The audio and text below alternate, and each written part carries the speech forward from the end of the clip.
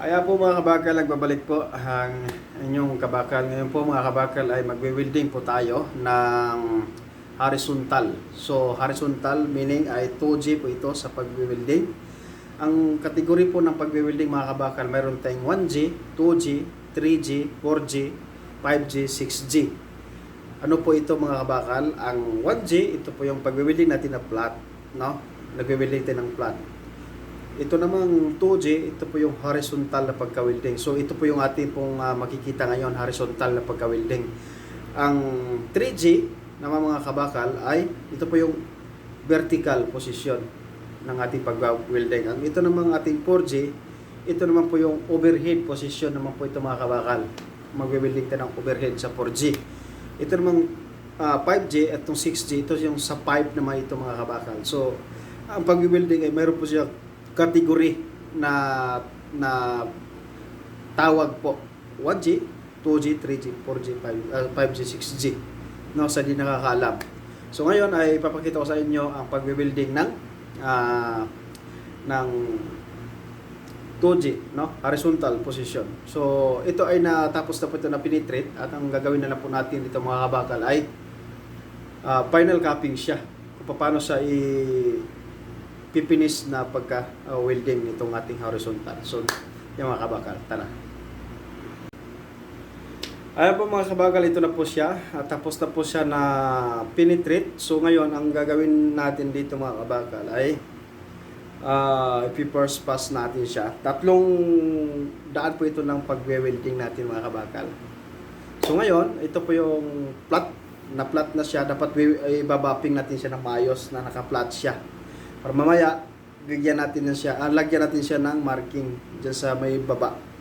Bakit po siya nilalagyan ng marking ng ganyan? Usually yan, kami mga welder, ay nilalagyan talaga namin ng marking yan sa baba.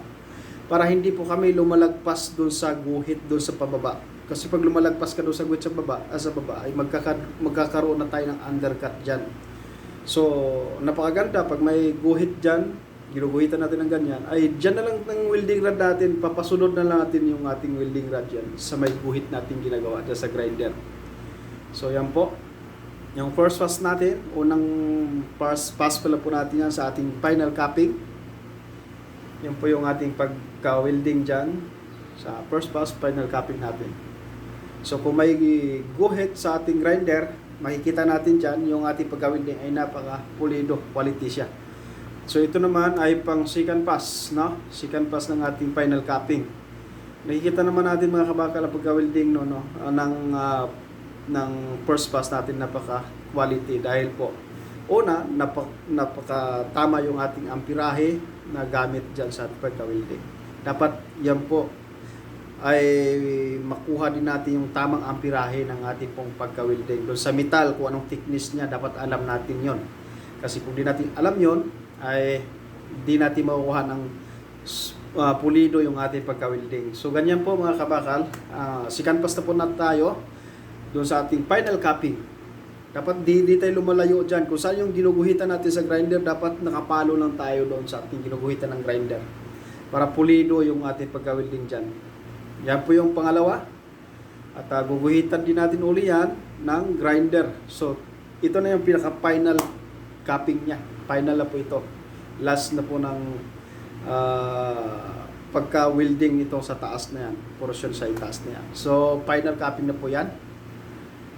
Kung titingnan natin mga kabakal, napakaganda, napakapulido na pagka-welding. No? Kasi nasa tamang proseso yung ating pagka-welding.